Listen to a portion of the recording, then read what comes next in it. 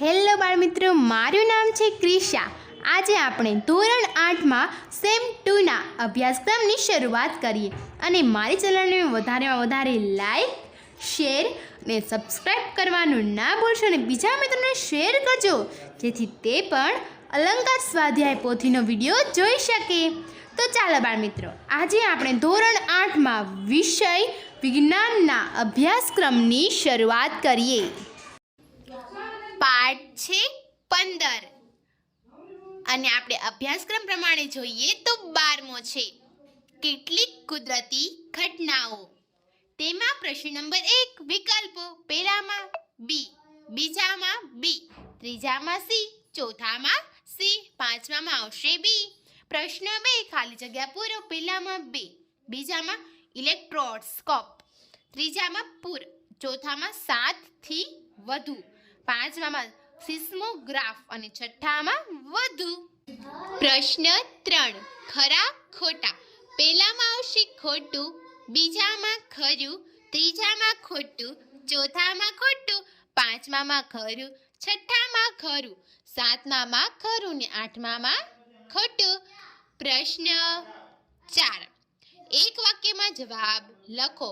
પહેલામાં આવશે જમ્મુ અને કાશ્મીર, રાજસ્થાન અને ગુજરાત જેવા રાજ્યોમાં ભૂકંપની સૌથી વધુ શક્યતા છે. બીજામાં આવશે ધન વીજભાર અને ઋણ વીજભાર. ત્રીજામાં આવશે અસમાન વીજભાર, એકબીજાની નજીક આવે તો આકર્ષણ થાય છે. ચોથામાં આવશે વીજભારનું વહન વિદ્યુત પ્રવાહનું સર્જન કરે છે. પાંચમામાં આવશે કાચના સળિયાને રેશમ સાથે ઘસવામાં આવે ત્યારે કાચનો સળિયો ધન વીજભાર પ્રાપ્ત કરે છે. છઠ્ઠામાં આવશે ભૂકંપના લીધે પૂર, ભૂસ્ખલન, સુનામી વગેરે જેવી સમસ્યાઓ આવી શકે છે. પ્રશ્ન 5 વ્યાખ્યા લખો.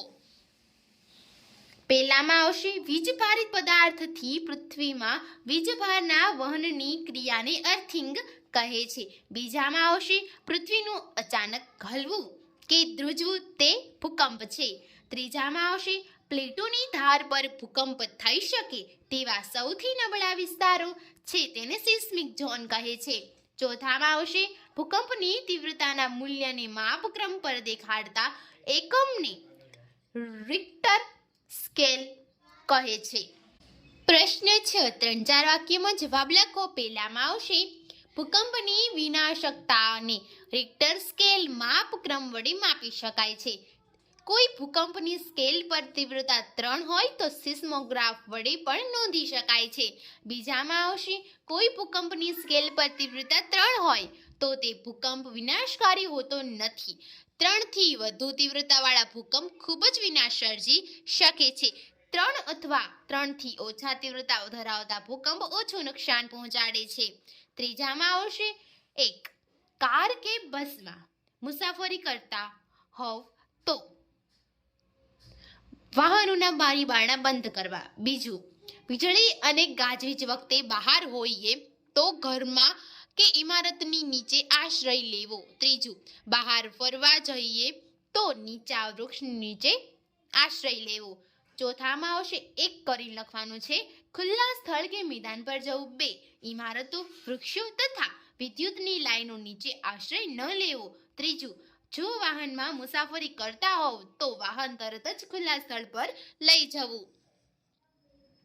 પાંચમામાં આવશે ગાજવીજ સાથે તોફાન સમય છત્રી લઈને બહાર જવું નહીં, કેમ કે છત્રીની ઉપર અણીદાર ધાતુનો સળિયો હોય છે. વીજળી અણીદાર વિદ્યુત વાહક પર ત્રાટકવાની શક્યતા વધારે છે, તેથી ગાજવીજ સાથેના તોફાનમાં છત્રી લઈને બહાર જવું નહીં. છઠ્ઠામાં આવશે ઇમારતો પર અર્થિંગ લગાડવાથી ઇમારતની વીજળીની અસરથી બચાવી શકાય છે. અર્થિંગ તરીકે ઉપયોગમાં લેવાતા આવતા ધાતુના સળિયા દ્વારા વીજભાર જમીનમાં વહન પામે છે. પ્રશ્ન 7 મુદ્દાસર જવાબ લખો. પહેલામાં આવશે આપણું શરીર વિદ્યુતનું સુવાહક છે. જ્યારે વીજભારિત પદાર્થ આપણા હાથ પર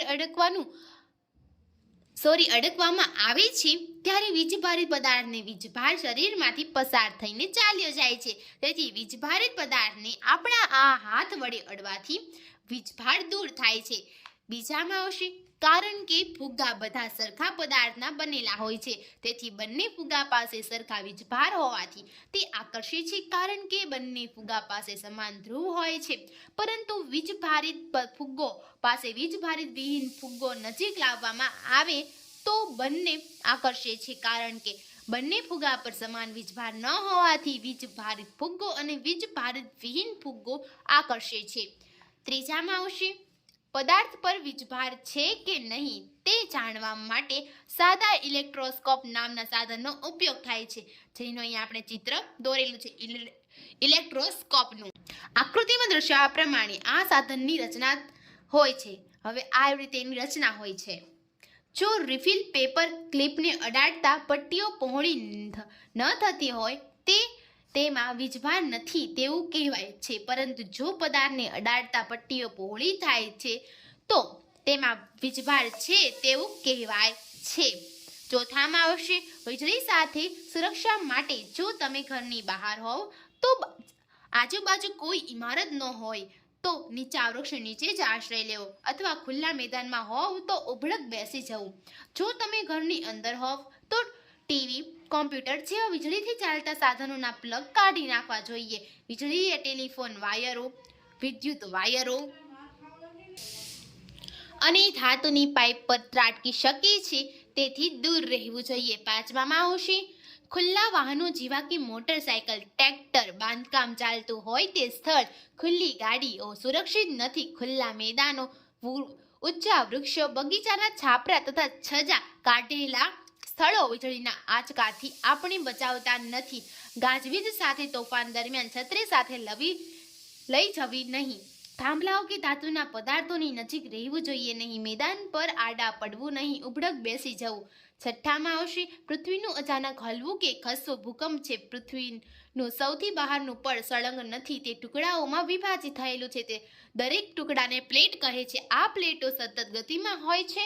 જ્યારે તેઓ એકબીજાને સાથે ઘસાય છે કે અથડાવાથી એક પ્લેટની નીચે બીજી પ્લેટ જાય છે, ત્યારે તેઓ પૃથ્વીના પડમાં વિક્ષોભ ઊભો કરે છે અને આ વિક્ષોભ ભૂકંપ તરીકે દેખાય છે.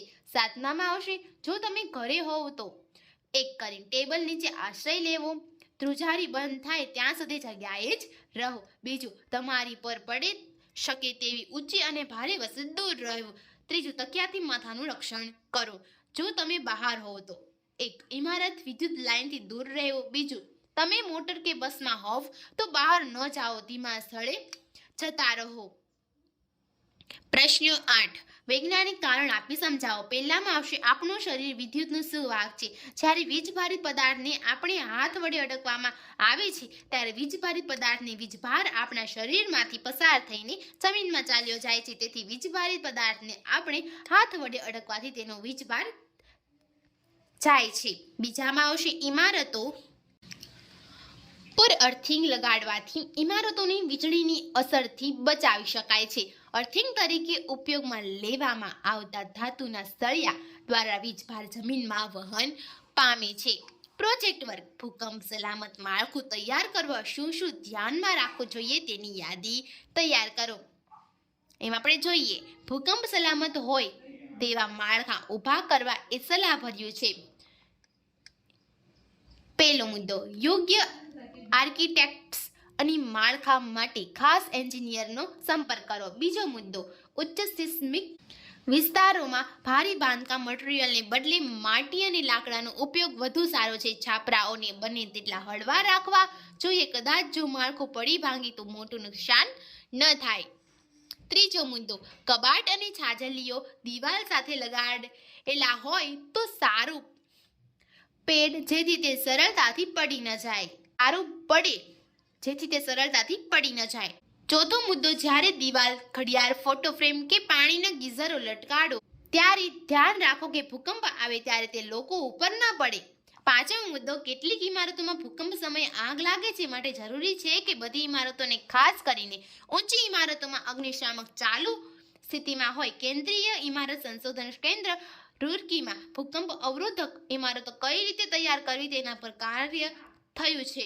ગુજરાતના ભૂકંપ પર સંશોધન કરતી સંસ્થા આઈએસરો ગાંધીનગર મુકામે આવેલ છે. તો બાળ દોસ્તો, આ સાથે આપણો જે 15મો પાઠ અને આમ જોઈએ તો 12મો પાઠ જે પૂરો થાય છે ને. આવા જ વારંવાર વિડીયો જોવા માટે મને કોમેન્ટ કરી જરૂરથી જણાવજો. તો આવજો બાળ દોસ્તો,